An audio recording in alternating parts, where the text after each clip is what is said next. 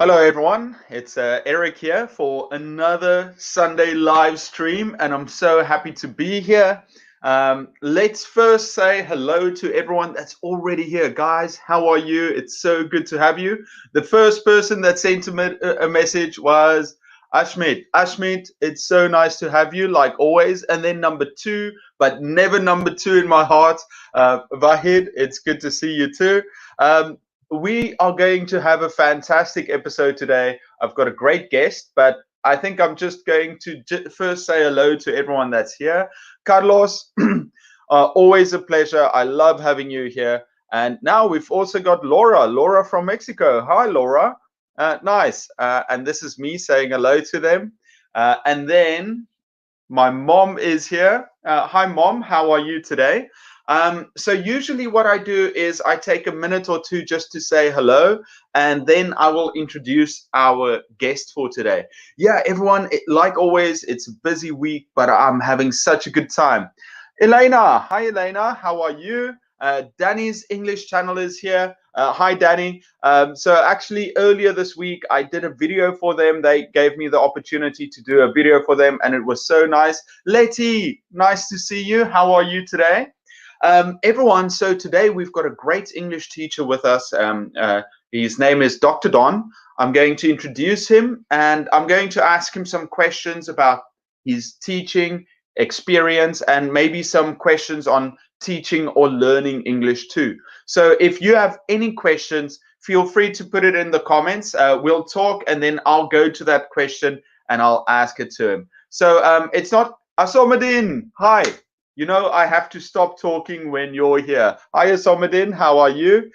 Yeah, guys. So it's a little bit different from when it's just me talking. When I have a guest, I want them to explain themselves and talk about themselves. So I won't be able to get to every comment, but whenever there's a pause, maybe I'll read them and go back to it.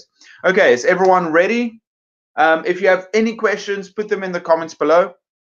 And yeah, let's say hello to our guests. Don, hi. Hello, everybody. How are you, Eric? I'm excellent. How are you today? I'm quite well, thank you. Okay, you already got your first compliment of the day. Ashmit says here, you look great in that shirt. I don't think it's me. I like that black shirt of yours. So, Yeah, Don, let's get started. Can you please introduce yourself? okay. I'm Dr. Don. I am a professor in Korea, and I also am a teacher with the English Danny channel. And this is my YouTube recording shirt. So I just recorded a couple of YouTube videos that I'm going to edit later this week, and did that up at the office. And now I'm just relaxing, getting ready for the first day of the week tomorrow. Excellent. Yeah, thank you so much for joining me. I really like having guests on, especially a guest as experienced as yourself. So, how long have you been teaching? I I've been teaching overseas for 7 years, and then before that, I taught in the United States for about 10 years. So I think I've been teaching about 17 total years now. So, wow, that's a long time. And what did you study? I mean, I'm very curious on what you studied and how you continued your studies. Right. So I have a PhD in English. So I studied English back home, and I originally taught at colleges and universities in the U.S. I've taught at all levels in the U.S. I've taught community colleges. I've taught at 2-year schools. I've taught at 4-year colleges, and then universities. The difference is usually that a university has a graduate school attached, so that there will be graduate programs as well. So yeah, I've taught there in the U.S. for about 10 years, and I taught English. So now I'm teaching English overseas, and I'm teaching English in Korea, as you know. Okay. I've got a question for you. So recently I did a video for your channel on how to be better learners. Now you've taught in so many places around the world. What is your favorite type of learner to teach? If you think of some of the learners that you've had in your class, it doesn't have to be a specific learner or from a specific area, although it could be. But what is your favorite type of learner to actually teach? What makes them stand out? Well, this is going to be a little unusual. Actually, my favorite type of learner is someone who is challenging in the sense that they don't just sort of accept what I say, but they're like, "Well, wait a minute, can you prove that point?" Or are you sure about this? Because those students keep me from becoming lazy. One of the tendencies that I have is that as you teach for a while, you kind of get complacent. You get used to what you're doing, and you sort of talk or let students talk, and then maybe you need to sometimes step back from what you're doing. Go, well, was what I said correct? Was that the best way? And the students that challenge you or challenge me, I think, keep me from becoming complacent. So those are my favorite learners. Um, yeah, I just saw a couple of people here. Mrs. Abiola, welcome. Anna and Marta. Marta, so nice to have you. Everyone's joining Hello. in, and it's so fun. But it brings me to something very interesting. When we first start teaching, and we get challenged by students, a lot of teachers were unable to deal with it. But now you come in and you say you actually enjoy being challenged by these students. So how do you normally respond to it being challenged as a teacher? Because we fear that as teachers, our position of authority being challenged. So how would you respond if, like in class, if a student challenged you more often than not? So I'm assuming that in this case the student challenged, but in a respectful way. They're like, "Well, I'm not sure about this," or "Why is it this?" or they want some more information, as opposed to saying, "I think you're wrong." I mean, that's not a challenge. That's more like that's an authority challenge. It's a little different. But the ones who are like, How "We would you? want some more," yeah, I would say, I'm a student who's. I'll give you an example of like an authority challenge. I had students coming in one day, and it's like, okay, well, here's a document. You have your, something. They had to have something. He's like, oh, I don't have that. I was like, well, you need that to have it. He's like, oh, I'm not gonna, I don't have that. I don't need to have this. Like, well, actually, the administration says you do need to have it in the class, and he ends up storming out. And I was just, well, but that's one that I regard as that, he had to be dealt with, and actually the other students kind of, I don't think he's taking his medication today or something, they were joking that, yeah, clearly he was on edge about something, but later he came back, he became a decent student. I mean, I wasn't mean to him, but I was just firm and, just having about like, look, I'm not going to That, fold here. I mean, just because you got mad for no reason, that, that, I'm not going to get that, mad in response. So, but if I was a younger teacher, I might have fallen into that. I might have gotten caught up in his emotion, and made a mistake. well, you raised something that's important. Is that somebody asked me about how to control their students, and I said the first thing is it's not about controlling your students. It's not you versus them. And in this scenario, a student came up to you, they were emotional, and they tried to be angry to force you to do something, and instead of it making a situation where it's you versus the student, you just said, listen, these are the rules. You're going to have to go to administration. I'm just enforcing the rules. I'm just telling you. So it's not a matter of you versus him. And when he came back, he actually gave you a chance. Yeah. There's a question here in the chat that I want to answer because it's a good question. Letty asks, do you always know the answers? If not, what do you do? And of course, we don't always know the answers. At some point, there's going to be a question where we maybe don't know at all, or maybe we did know, but we're not sure. We can't bring the information back right quick. I usually try to answer or give an idea that I think is the answer, but if I'm not sure, I qualify it. I'll say, well, I think it's this. And if I can check right quick, I'll say, oh, let me check. Or I might say, I think it's this, but let me get back to you with a more definitive answer. So there are different ways to respond depending on what the question is and what you know or don't know. But I think it's for me, it's actually fine to own up to something that I don't know or don't remember. I usually try to couch it in terms like I don't remember right now. Because there might be some where it's like I should know that. So Well, so I might fib a little and go like, well, I can't I remember think that it one is. exactly. There is a balance. I think you're 100% correct because a lot of times the students ask you something and you're like, I'm not sure, but let me get back to you. And it's also you're open to learning new things. You're showing the students that it's okay to be wrong, but Yeah. also you're being paid to be a teacher, so you don't want to show them that I'm ignorant of everything. So there is a Right. balance where you say, you know what, it's okay not to know everything. And I think a lot of teachers should take that into consideration. Um, and here, Katie says, I totally agree with both of you. I may ask them to check that for me and tell me right away. Great Right. That's not a idea. bad idea too. That's not a bad idea Hmm. too. Yeah. Google that. I do the show especially for teachers that are starting up and might just be looking for advice. What did Sure. you initially struggle with when you first started teaching? I'm going to ask some questions about when you first started and compare that to where you are now as an experienced teacher. But what did you struggle with at the start? A few things, but but one, since we're talking about language learning in particular, I did struggle with what I think a lot of starting out teachers struggle with, teacher talk time. So I talked a bit too much, and I did not. And I when I was teaching overseas, teaching language overseas, I started out in China where the students are more likely to sort of defer to the teacher and not offer information. And but by then I was experienced. If I had been starting out, I would have let them get away with that.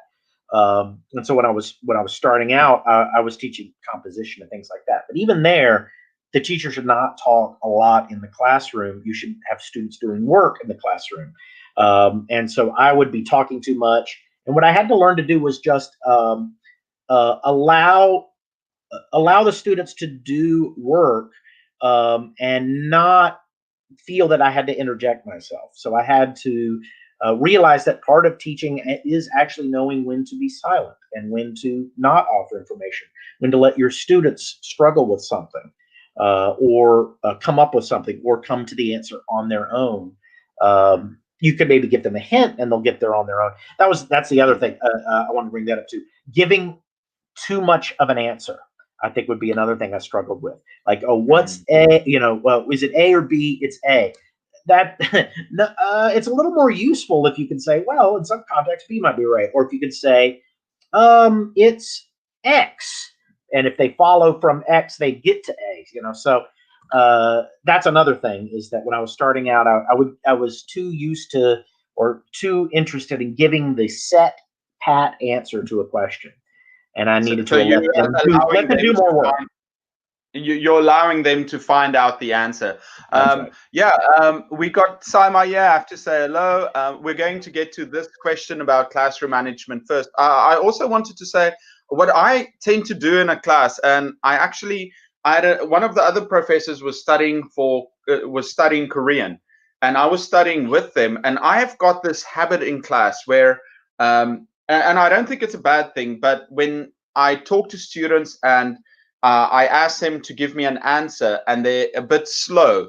I start the Hmm. answer for you. So if the question is something about a man, I say the man, and then because you start the sentence for them, it's easier for them to finish. But when I was helping this other professor study, he basically said, "Don't start the sentence for me. I want to finish it on my own." And I thought, okay, well, that's kind of interesting. The different ways to actually figure it out. I want to get to this next question. We've got a question here from Bolam Feti, and he says for him, classroom management. If you as a teacher could give any type of advice on classroom management to Bolam, we don't know what his problem is, but if you could give, what is some good classroom management advice that you would like to give him? I think it's usually useful to uh, have a variety of activities. So don't have all the activities the same. To switch from one activity to another. Um, so that, let's say you have one classroom hour, you might want to think about that in terms of planning 3 or 4 activities rather than 1 or 2. More activities, or breaking things down into smaller chunks, may be a way to get better classroom management for you. Students might have trouble staying on one task for a long time. But if you have, say, several tasks that aim at getting them to learn the same lesson, that might be more effective than one long task on that lesson. Mm. Um, So breaking it up. yeah, I think that might be something you could do. And now, if the question about classroom management is time management, one thing that you could do if you're starting out is paying close attention to time and time out the activities that you try, and then you'll start to learn, oh, this kind of activity will take about this much time, this activity will take this much time, and start to actually keep track of what's going on and how long it's taking. That can help Mm. you, because then when you plan, you're like, oh, I know that this writing activity will probably take 10 minutes, this speaking activity I'll probably get 5 to 10 minutes out of. Yeah, that's great advice. I like the idea of having enough activities. Now, what we want to build up a repertoire of activities to do. And like you said, I like the idea of sometimes an activity works really well, and you want it to last very long because the students like it. But I found that sometimes it's better to cut activities shorter than they normally would. It Yeah, stops students from getting bored and losing focus.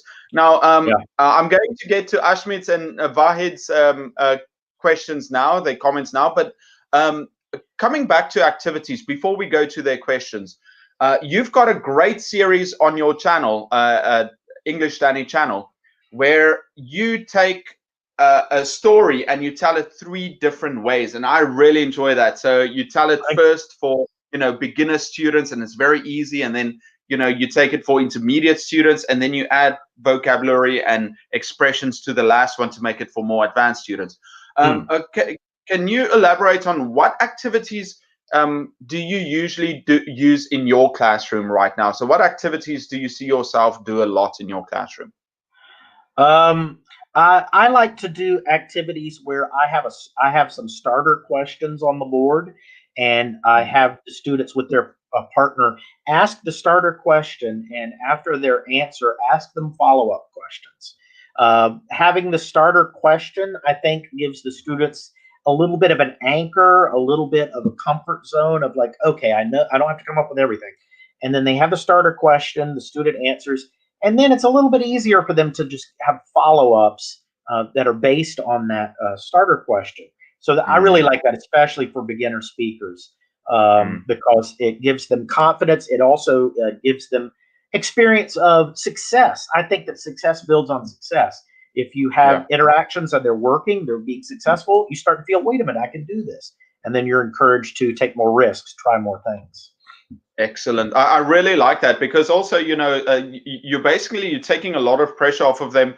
You say, okay, here are the starter questions. Just practice it with their partner, and they think, oh, you know what? I'm just practicing these questions. But it Mm, builds up that what you want to achieve, the main objective of the lesson, and they can build right. on confidence. We've got some great questions coming in now. I'm going through them, but first I Double have to barrel. say hello, Elsa. Elsa, it's great to see you. I recognize your rainbows every time. Let me just show it here. Soma, I'm going to get to yours, but first, we've got a great question here by Ashmit, who was number 1, the first person to comment today. He says, nowadays, teachers can't teach properly due to this pandemic. Do you have any suggestions or advice for teachers and students? So, you're also a teacher going through the pandemic. How did you deal with it, and what advice would you give to teachers and students? Well, you try to make the most of what situation you're in. For example, in my situation, we are given an option to do face-to-face classes or Zoom classes. And early on, we had to do Zoom classes. And so what I did was I tried to adapt what I was doing in the classroom to Zoom. I used the breakout rooms to give students a chance to speak with their students. I had them record conversations that they recorded over Zoom, and then I critiqued the conversations, made comments on that. So I was trying to make the technology work for me. Since we've got technology, students know how to use it, and this allows them to do something where they are interacting, but they're not necessarily face to face. Other things that I've done is I've occasionally referenced medical terminology or things that we all know about in class, just as a way to make students laugh or put them at ease. Mm. Where did you go? Like, for example, when I'm doing simple past, I ask, where'd you go on your last vacation? And don't say stayed at home, because we all stayed at home. What did you do? They're like, oh, okay, well, yes, I stayed at home because we all stayed at home. So I made a joke of it to try to, lighten the mood a Well, little. it's a simple answer that you're giving, but it's actually you're hitting 3 points. Number one, I think Ashmit, it's try and use technology and other ways to reach your students.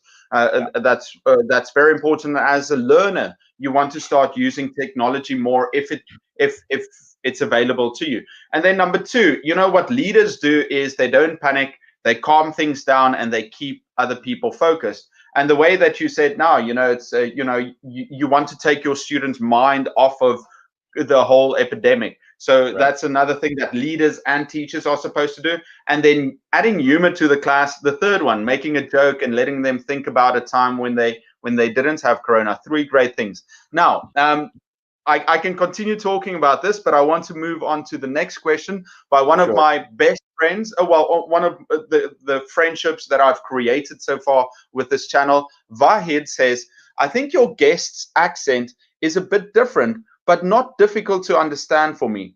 It's okay that what you're discussing. How do you both feel about working far away from home? Do you feel homesick? So, where have you've worked before in the Middle East, in Yep. Korea, in China?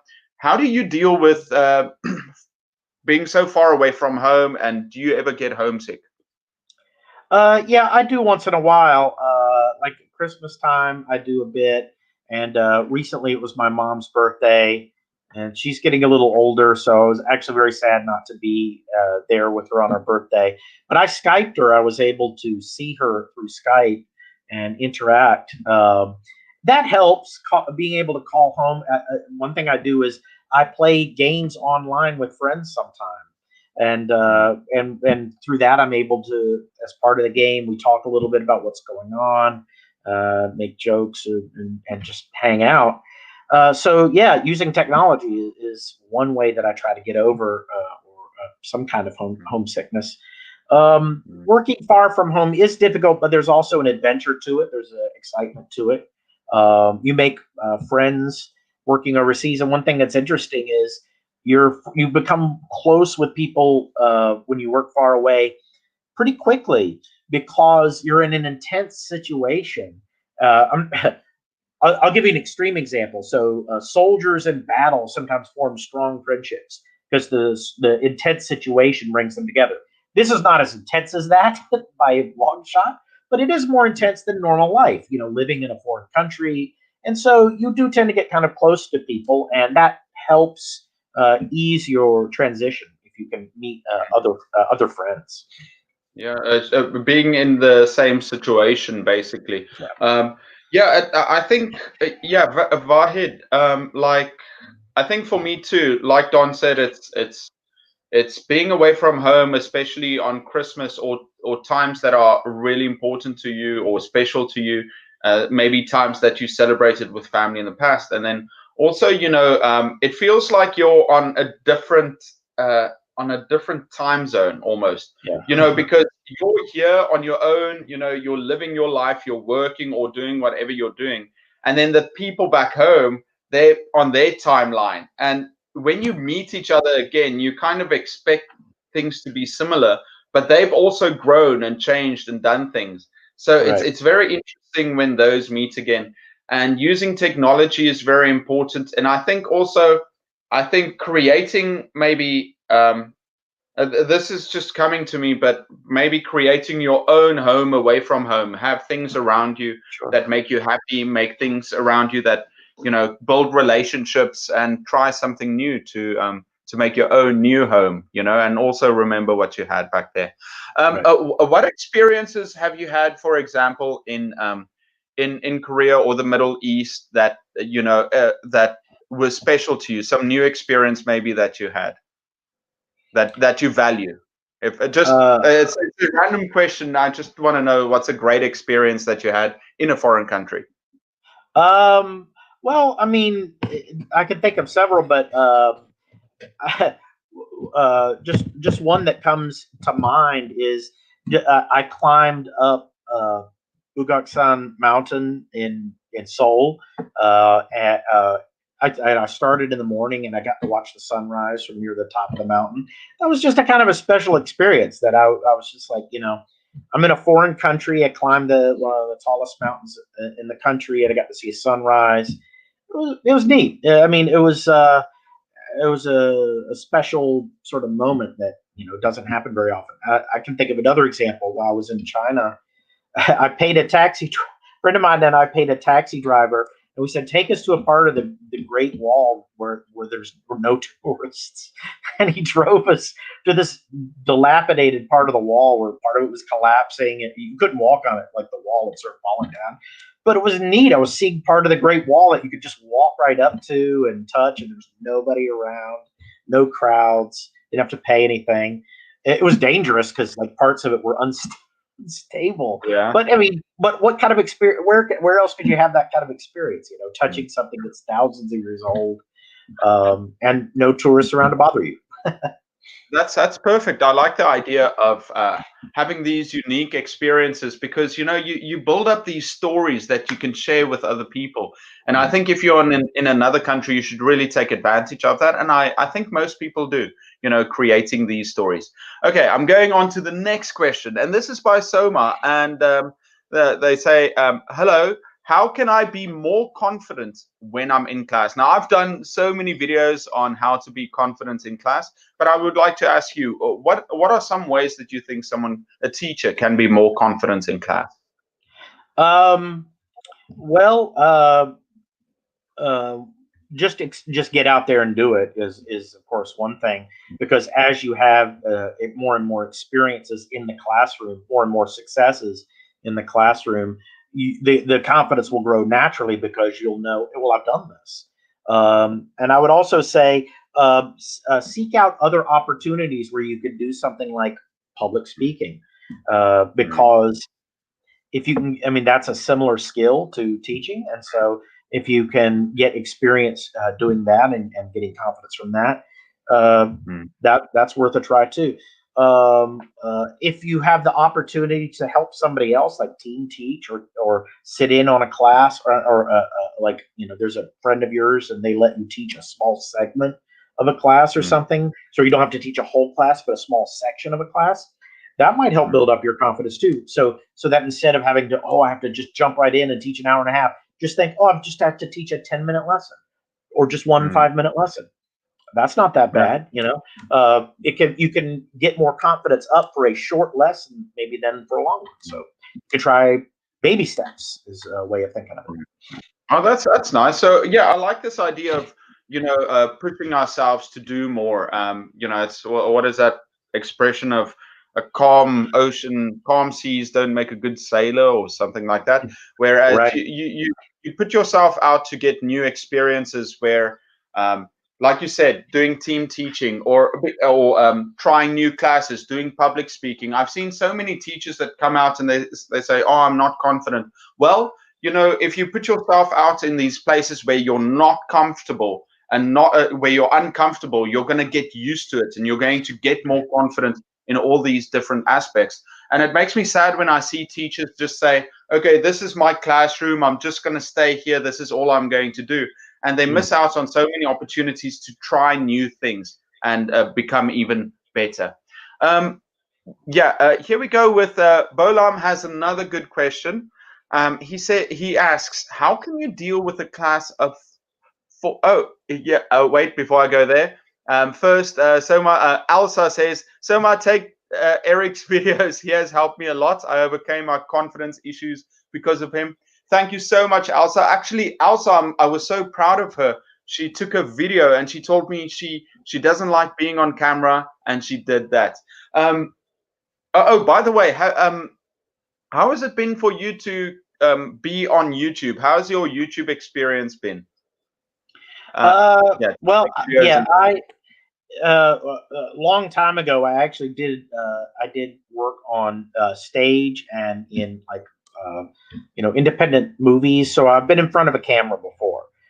So I've had the experience. So it's actually been kind of fun because now I'm in charge of the video. I get to sort of write and film and edit the videos myself. I enjoy it a lot.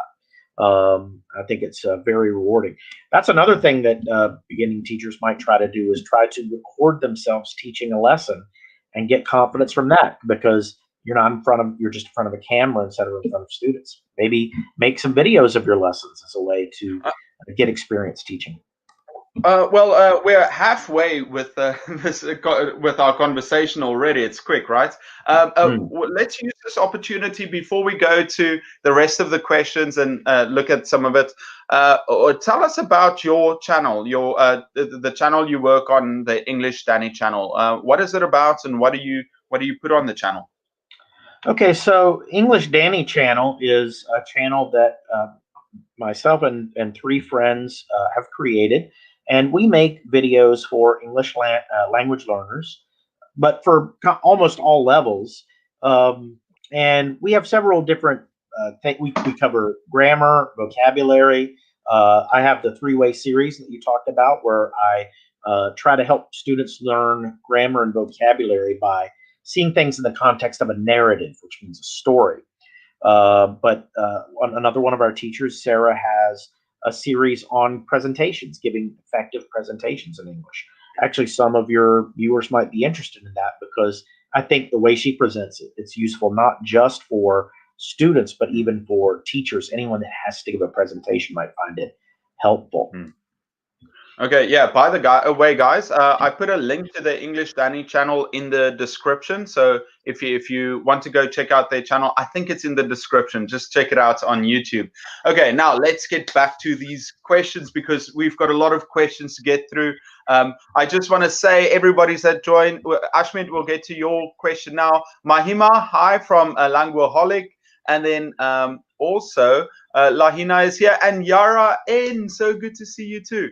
Lanina is here, and then now finally, let's get to this question by Bolam. He asks, "How can you deal with a class of 40 students, non-native learners? So if you have a large class, what do you think a teacher can accomplish? How can you teach a large class?" Yeah, well, it is admittedly difficult. I've had to do that in China. I had routinely had classes of 40 or more students.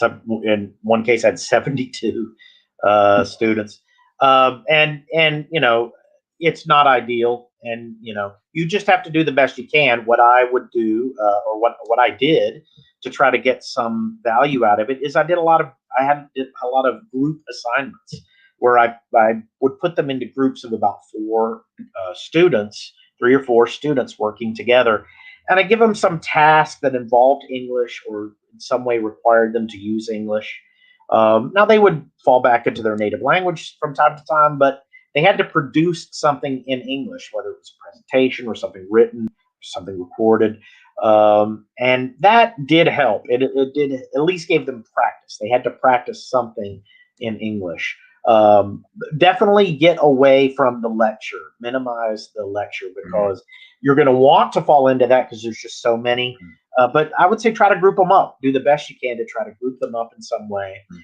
Even if I don't know what your circumstances are, maybe that will allow it. But I was able to do that, and it worked okay. I was able to kind of get something going where they were at least practicing some lessons that I was showing. I think that's the exact advice I would also give. Bolam, yeah, the best way is to group them up, do fun activities, and but make sure that your instructions are clear and they have something they have to produce at the end. Also, do an example for them so that they know what you are expecting, or you should show them an example. Then you group them up, and while they're grouped up, you can just walk around and help each group. And then at the end, they can come back with the feedback, or you can give them feedback at the end, or check out the product. One other thing that works is some kind of game or challenge where the groups are pitted against each other in some way. to where Right. their incentive to do the English is to beat the other groups. Now that worked Oh. very well in China because the students were very competitive with one another and very Mm, eager to try to beat other groups. So mm, maybe in your situation that'll work out too. So I found that some kind of challenge or game where there was a winner. And occasionally I would have prizes for the winners, like whether it was like a little thing of nice. chocolate or candy or Uh, whatever. So, but at least in those cases, they were trying to do some English just to win. So, yeah, there you go. Excellent. Perfect answer. I'm quickly going through this. Let's see. I have to do your question, and we're going down now. How many times do you get back home? Once a year? How often do you go home, Don? I usually go home once a year, Mm. um, uh, whether for the whole break or for 2 to 4 weeks. But yeah, I usually go home once a year. Yeah, let's see. I probably go home once every 2 years. The next time I'll go home is in a year and a half when it's my mom's 60th birthday. So that's when I'll go. Um, I've got so many great questions here. I'm going to do the next one. Ashmit, number one person today, he asks, how can I increase my concentration while studying? Dr. Don. Well, I can only tell you what worked for me. It may not work for you. What I do when I'm studying is I get a cup of coffee and I put on some music without lyrics because with lyrics it's distracting uh, and not with a strong beat. Like usually it's classical music or something like that. And then I just put my nose to the grindstone. Mm. I'm able to do that, kind of zone out and just get fixated on whatever it is I'm doing. Um, but if you have trouble with that, I don't have any good advice. I'm sorry. That's all I I can think tell you. I think it takes time to get to that level. So it's the same for me too. I think concentrating and getting into the zone, it takes time to get there. So I spoke about this last week. I think it's the Pareto principle, where Oh yeah. exactly what basic no, not the Pareto principle. It's something Oh, else with the P. Where what it means is yeah, it's not the Pareto principle, not the 80-20 rule. So okay. That's basically, yeah. That's Bruno. um, first, what you want to do is you want to have a tidy environment. So clear up your space. And also, if you have things to do, quickly get them done, like housework, wash your dishes, make sure that your laundry is done. And make your bed, because once you do these small tidying up, you'll feel that it's clear, and you also build momentum, which is very important. Then what you do is you put on some music. Like Don said, you just put on some music that it doesn't have a strong beat or lyrics, and you give yourself 20 minutes. You say, okay, I'm going to give myself 20 minutes. I'm going to sit down, no distractions, my phone is gone. It's only 20 minutes, it's not too long. I'm going to start working.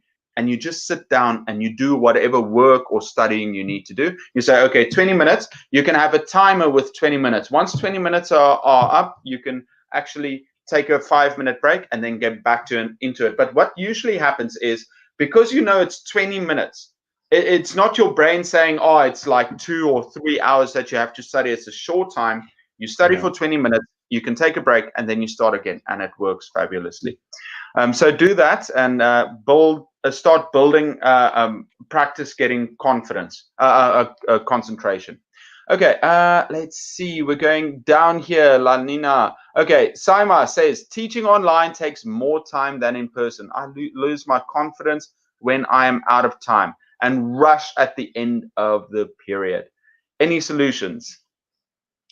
Well, why are you rushing? Do you feel that you have to cover an entire lesson? I mean, it's okay sometimes to just say we're only going to be able to start this. We'll finish it next time, or something like that. Or you're not able to do that. I mean, depending on what it is you're doing, you may be able to just say, okay, well, I mean, we're only gonna be able to start this. We'll finish it up later. I mean, I've had teachers do that with me, and I never had much of a problem with it. You just have to make a note for yourself about where you left off. But yeah, if you don't feel the need to cram everything in. Sometimes there might be a lesson that you just have to drop, or because you don't have time or something like that. What I do when I have that is I just say, well, I'll move it to next week. I'll do it next time. Yeah, I think well, it's a better time management is something that you gain with experience, Yeah. but you should. So yeah, it takes some time to know how long an activity is. But Saima, maybe you can be a bit more strict with yourself, where you plan out the activities, and before you start the activity, just tell your students, listen, guys, I've made this activity for 10 minutes. At 9 minutes, I'm going to start telling you to finish up in 1 minute, or I'm going to give it 1 minute, and be more strict with yourself and give yourself a bit more time, say 5 minutes at the end. Give yourself extra time to finish the lesson, so that you be more strict with yourself, so that you start training yourself to have better time management, or at least plan extra time at the end if you do feel yourself rushing towards it. One thing you can also do, this is just as a general benefit. I mean, it might help. It'll help in more than just this situation, I promise. Is just have a set of 4 or 5 go-to easy ad hoc assignments that you could just pull out when you need them. You know, it could be a simple assignment like I'm not going to suggest using this, but I've done it a couple times where it just it's something like okay, so think of all the English words that begin with the letter B. You got 1 minute, and then whoever has the most is is the winner. Or whatever. Exactly. And then you've got a 2 or 3 minute assignment. What I mean is you just have a go-to assignment like that you could pull out anywhere. And if you find yourself in a class where you're like, I have to fill 5 minutes here, you go to one of those tasks, you go one of those assignments that you've got, and give them that. So instead of rushing into something. Yeah, that's a great idea. And like you said, you can use it instead of if you've got a longer assignment or activity plan, you do the shorter one. I think every teacher needs a backup plan. Maybe in my bag, I always keep some extra worksheets or any games that you can play, and that's a great one. So even if your class ends too early, that you've got something for them to do. We've got Yara saying, hello, great teachers. And then let's see. Lanina, you actually say here that I study in a year, but I still can't speak. Listen, Lanina, give yourself props. You're studying, you're here listening, and now you just need to start practicing a little bit at a time. What would you tell Lanina? She says she's been studying English for a year, but she still can't speak. Any tips for her with her English? You might actually be able to speak more than you think. You might actually just be a little too hard on yourself. You might be thinking that, oh, well, I'm not as fluid as I should be, or as a native speaker. But you actually may have more ability than you're aware. Or another thing that you can tell yourself is just be aware that speaking and listening are skills that come later. Usually, reading and writing skills come faster, and you may find yourself able to read and write English before you're able to listen and speak well. But that's just normal. So it's actually perfectly normal to be on that kind of path. Lanina, I'm actually going to say don't. Right now, you're coming out with this mindset of, oh, I still can't speak well. It's been 1 year already. You know what? I want you to change that negative mindset and say, you know what? It's been 1 year and I've already studied so much and I know so much. Other people in my position might be way worse than I am. And start getting confidence of give yourself confidence of where you are. Build yourself up, because if you are more confident, you'll be more likely to start speaking. So I don't want to hear this like, oh, I should be further. You're doing amazingly well, and I want you to focus on the positives. Right. We've got another question here. This one is a bit tough. It says here it's by Soma on Facebook. Guys, remember this is on YouTube and on Facebook. You can watch on the Etacude page. Soma says, I'm supposed to be teaching 5 books for the same class this year. Each book focuses on one skill. I want to know, what do you think about this approach? Okay, so 5 books for the same class in 1 year. Each book focuses on a different skill. How do you think Soma is supposed to do this, teach this? How would you teach it? So, if I understand correctly, that means that there's one book and it's about reading, and one it's about writing, and one it's about speaking, and one about listening. What's the 5th one? What's the 5th skill? Probably comprehension, I'm guessing. Understanding. Okay. Could be something like that. You know, I don't know. I wouldn't do it that way. I think it's sort of like, okay, so like when you're training,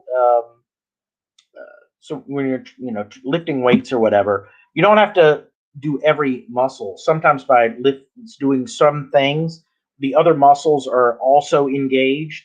And I think it's similar with language learning. Like if you're just sort of learning the comprehension, all the skills will eventually catch up. You'll reach the right point. But I mean, all you can do is try the approach. I mean, you could try it and see what happens. But personally, I think separating them out that way isn't the best way. But I mean, what do I know? I haven't researched this in detail, so I don't know what the science says about it. Maybe that is the best approach. But I usually teach them in a combined way. Yeah, I actually just did a video on. The video I did for you, I say try and use the skills together. So I would say, even if the book focuses only on listening, try and get the students to write some of the things down while they're listening, or let them start. So do each book so that it's easy for the students just to bring one book, so that they don't have to bring different books. But try and integrate the other skills with it. Well, we've got so many questions. I see Elsa also just said, 2 years, Eric. How do you get used to it? I just this is the travel question. Why do I go home every 2 years? Yeah, it's just, I feel like my family and friends are there, but everybody's lives are moving ahead, and I should do what I'm doing too. Let's quickly go back. I'm trying to do it, question by question. Here we go. Vahid says there are some hanging behind students in every class, and they're bringing the group back. How do you push them ahead to reach good students? So I think this is a major question, actually. Oh, we've only got 15 minutes, and this is an amazing question. So in a class, not all students are equal. Some are slower. How do you deal with slower students in a class that it doesn't interrupt or bring down more advanced students? This is a very good question, Vahid. Oh, this is what do you do? No, what do you do? It's a tough one. I thought I'd just pass it on to you. You're the first speaker.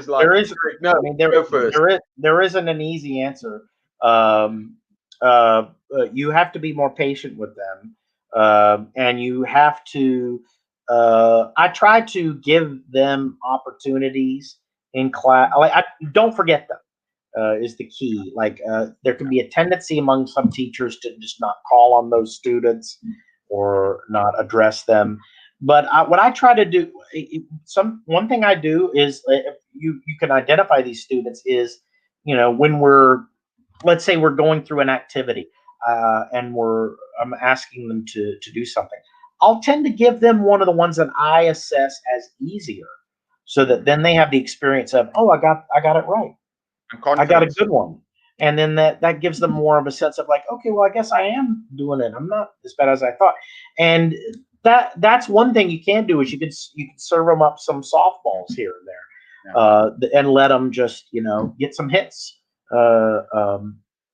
And save Well, the harder questions for the smart students that want to answer we all the we questions. had this we had this conversation actually with Danny from English Danny channel, where he said he interviews teachers to go to the university, and one of the questions he said he sometimes asks is, how do you deal with a student that is slower? And he said one of the answers that he says is totally wrong, and he doesn't agree with, is that you place that weaker student with the stronger student. And I definitely agree with him in the sense that you don't want to punish the whole class for one student that is slower. And Right. also, you do not want, as teachers, one of our motto is leave no one behind. It's just like the military, where you don't leave students behind. So what you want to do is you want to help the students with the softball questions. You want to help them improve, but you also want to provide the activities. Your activities and your teaching should be set up in a way that you can help the slower learners, but you can also help the more advanced learners get better. So if you have a graph, you want everybody to improve, and you can do that by differentiating your activities, differentiating your teaching, which basically means differentiating is you provide them different ways of learning, and you provide different activities for them to practice, and you provide different ways to actually test them too. So this is a very difficult question to answer, but Vahid, I think don't leave them behind. Give them opportunities to build their confidence. But you do want to help those more advanced students reach those high expectations you have. Right. Well, you actually, I just want to tag on to something you said a little bit, because I have had some success with this. You said different activities. You could try an activity that might be something unusual. I'll give you an example that actually did work. I had a class where I had a couple students. They were paired together. They were both not quite so. I mean, they weren't. They were the falling behind students. They were two of the weaker ones in the class. But I remember I gave them a task. It was basically Pictionary. They had words. They had English words or phrases, and they had to draw on the board and get people to guess. They were great at that. They were great at that task, and just giving that assignment, I just did it as one of my bag of tricks. We're just going to do this. It's kind of a fun exercise for a few minutes. But those students were happy because they were using English to draw these pictures and being successful.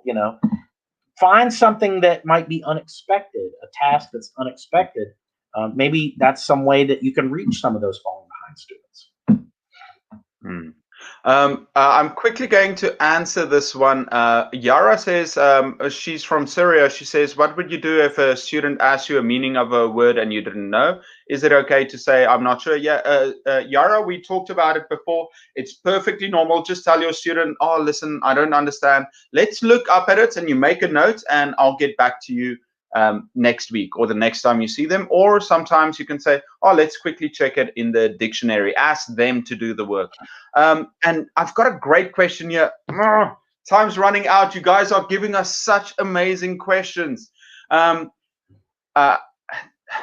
This is the question I want to come to. This is about grammar, because we've got you now. What is the best way to explain the grammar for pre and intermediate level? This is such a great question. As English teachers, we have to teach a lot of grammar. Usomadin, great question. So, Don, how do you teach grammar in your class? I do different things. The thing that I do sometimes is, even though this is kind of a no-no, is that I sometimes compare certain grammar points with their language, just so that they know, what the differences are, and can appreciate that. But what I really try to do when I'm teaching a grammar point is I try to cover it in several ways. Not just explain it, but I try to explain, example, practice, and then use in some other way. So I'll sort of explain the grammar. I'll have sentence examples, some sentence examples that they then have to produce or complete in some way. They practice by using it in asking each other questions and answering certain questions, and then use it in another way, which means usually there's something listening or something like that. So usually, so to study this grammar, they've now had it put at them in multiple ways. I think it sticks in your brain a little bit better when you have the rule, you know what the kind of the rules are, but then you also have examples of it in use, and then you've done it, and then you've used it in multiple skills, meaning you've used it in listening, in speaking, in reading, maybe even in writing. You've used all the skills. I think it just sticks in your brain a little bit better. Definitely making more connections. I'm 100% with you. You're going to give them examples. If they are intermediate level, then it helps if you know a little bit about their language. And it helps the students because a lot of teachers, a lot of people disagree with it. But if you're learning a language and they say, oh, this is the example, what it is, and they're like, oh, immediately they know, and it just creates more of a connection. And then you want them to practice it too, writing it down, speaking, and listening. Definitely right. That's a great question, and I think you explained it. Danina, I'm saying it again, you're going to learn it naturally, but you can push yourself to practice talking to yourself or talking to that. That's exactly what Elsa said. Guys, our time is almost up. I can't believe it went quickly, right, Don? What's that? I can't believe how fast it went. Yeah. So Soma said the fifth book is a story book that comes with a writing book. So sure. Not that bad. Sataria always asks questions. Let me quickly go. There was a great question that I wanted to get to. The importance of group work for English teaching. How important is group work for English teaching? I think it's important. I mean, I think it's. Let's put it this way. I think it can be useful. It can be useful for you. I mean, especially in the situation where you have large classes, and that large doesn't have to be 40. It could be 20 or 16. In classes of that size, maybe a group makes sense.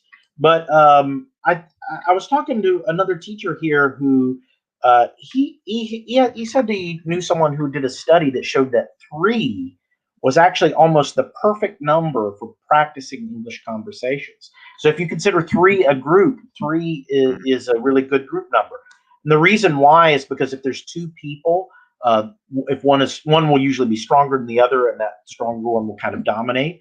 But if there's 3 persons in a conversation, the conversation will tend to develop in an almost natural way where each person speaks almost an equal amount of time, even if one is stronger than the other 2, which I think is interesting. And there is some scientific study on this that suggests that for English, for language learners, 3 is almost an optimum number.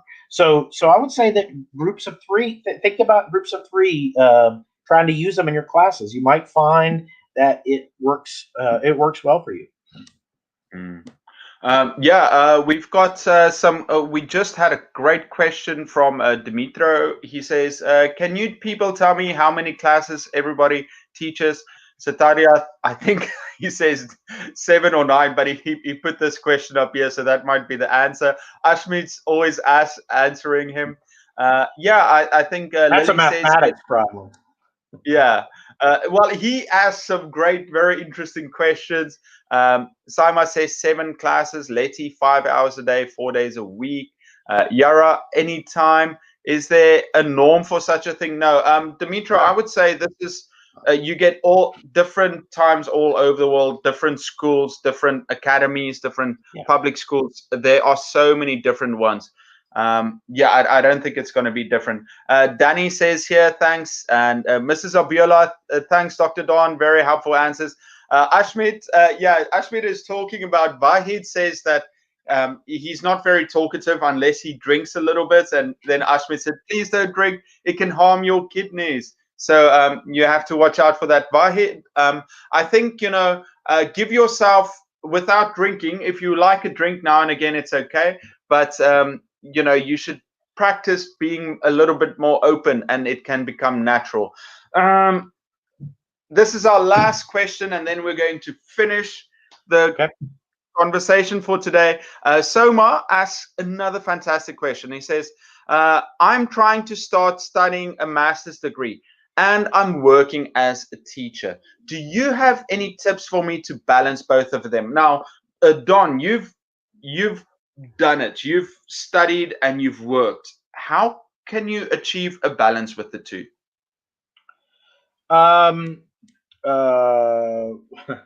What I did, so I've done that. What I did was I planned the teaching stuff first, and prepared it, and then I worked on the things that I had to do for the masters because I could do that at any time, but the teaching had a set time, so I just approached it as the teaching had to be taken care of first because there was a set date on which everything had to happen. Now, maybe your master's program is different, but for me, I had to.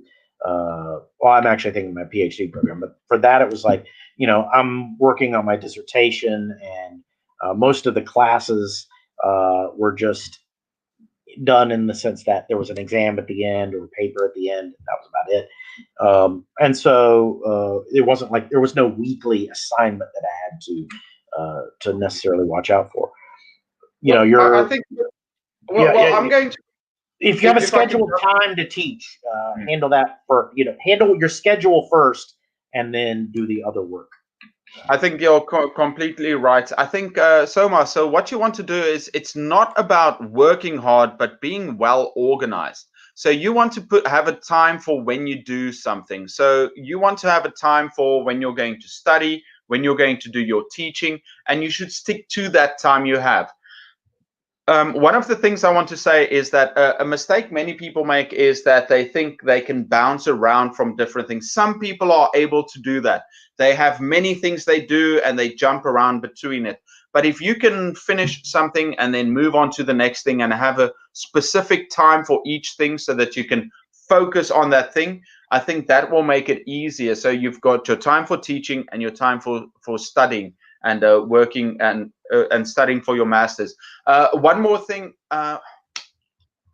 you're going to have to give things up. You're going to have to sacrifice.